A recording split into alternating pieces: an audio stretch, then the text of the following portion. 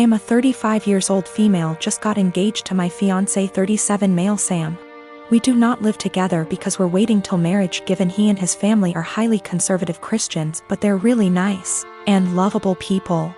I had plans to spend NYE with Sam, but he said he was out for NYE dinner celebration with his parents then called me again inviting me to join them, and I happily did.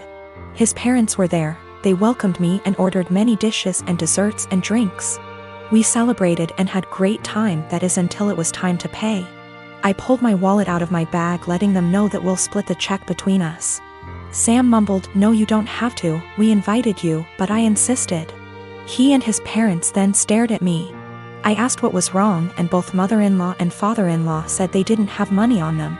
I was shocked. I turned to Sam and he said he too forgot his wallet at home and didn't bring enough money to cover even on round of drinks. His dad then laughed nervously, "Right, so guess we should let the doctor pay."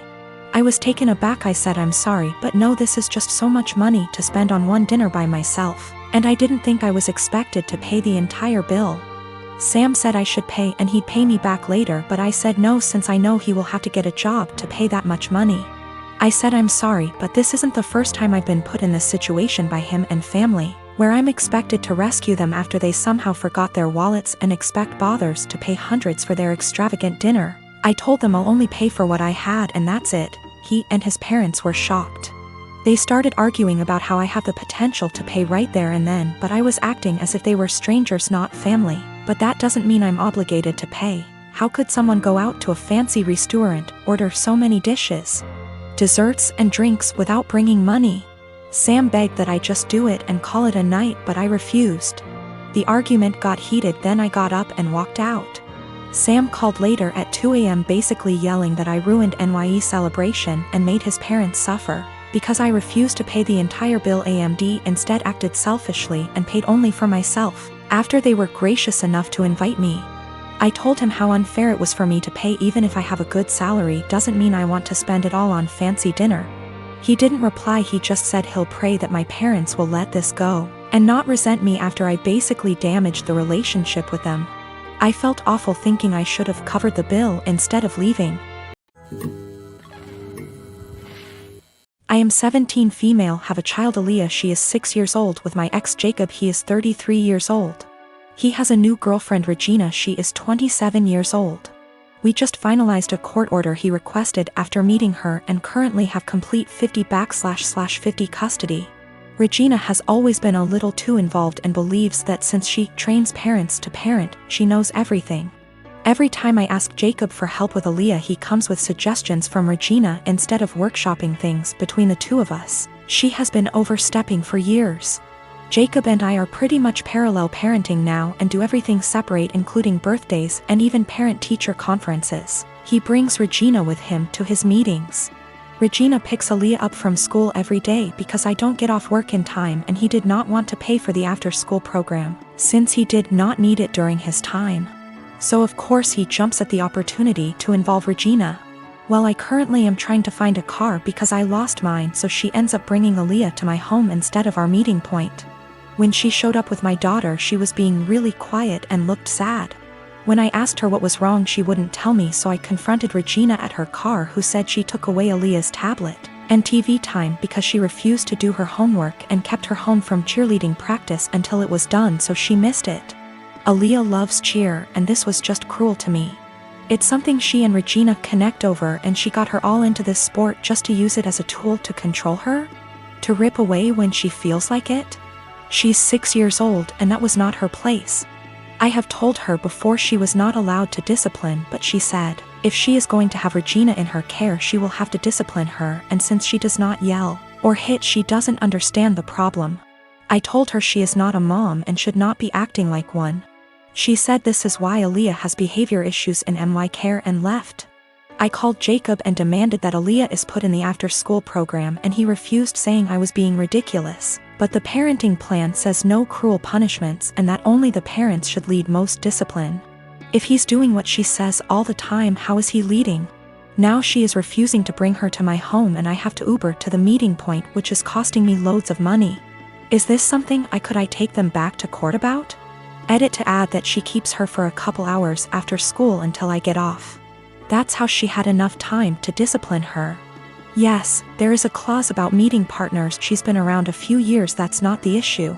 She's just too involved in parenting and has been for a while. I feel like there are certain boundaries that should be in place and certain things only parents should handle, like discipline and PT conferences, etc. She claims she kept trying to get her to do her work, but she just refused, saying she wanted to play on her tablet instead. She should have called me or her dad when this happened. Cheerleading was Regina's idea. She was a cheerleader and pushed for Aaliyah to join. Aaliyah fell in love with it, and now I feel that Regina is using that to control Aaliyah. Do what I say or no cheer. She's 6. If she kept refusing to do her homework, she should have called me to discuss a consequence. If she's alone with Aaliyah during either parent's time, she needs to discuss with both parents what the course of action should be for discipline. She is not a teacher. She is not a professional we are paying for, therefore guidelines need to be followed. I was dating my boyfriend for 2 years. We didn't live together but lived on the same street, and I was always over at his place. We each had kids from a previous relationship, so I wanted to take the whole living together thing slowly. But we were together all the time and I just maintained my own residence. He commuted for work, and I knew his department got a new secretary. She was younger and married and had recently had a baby. I knew they were work buddies, and I even bought a birthday gift for him to give to her. After about a year, she moved to another state. My boyfriend and I decided to move in together, and we lived together for a year when I found out that he and that secretary had some type of non-physical but still romantic relationship while they were working together. And that is why she ended up leaving, because they both realized it was not appropriate. I stumbled on old emails between them that were strange, calling each other pet names. He was calling her baby and sweetie in work emails, telling each other that they couldn't wait to see each other at work, meeting up in the cafeteria for coffee every day. He told her he loved her. She lamented that she couldn't stop thinking about him while at home. They had little quarrels. I also realized that he was still Facebook friends with her.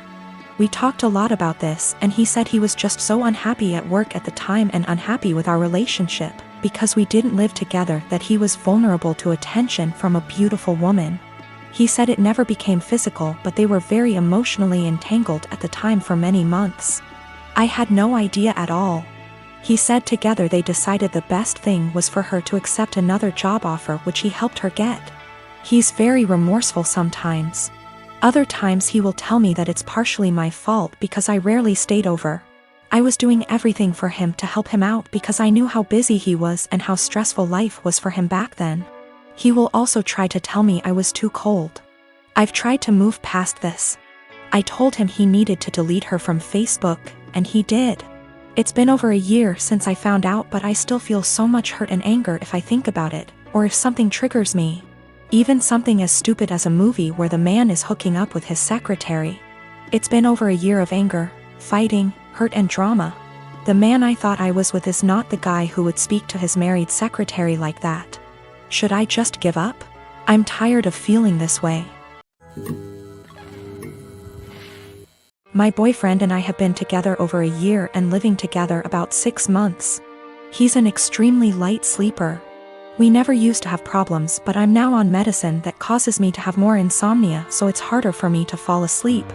Lately, we've gotten into fights because he's being absolutely unrealistic about any noise in general.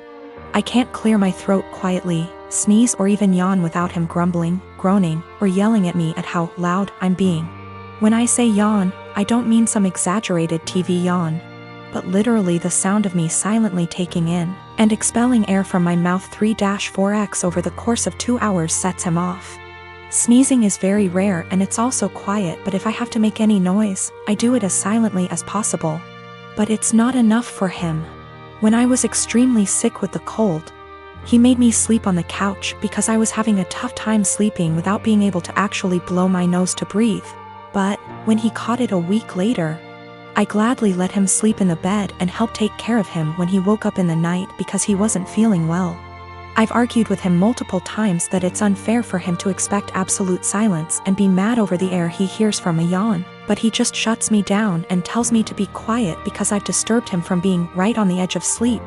I understand that when you're half asleep you're particularly grumpy, we've all been there. But it winds me all the way up that I already constantly have to cater to the way he needs tons of space. Meaning I have to sleep pencil straight all night or on the side not facing him if I want to move my legs at all. And then this sound thing. I've had previous BFs who were heavy sleepers that snored, made lots of noise, and honestly that bothered me less than constantly having to be alert to his needs.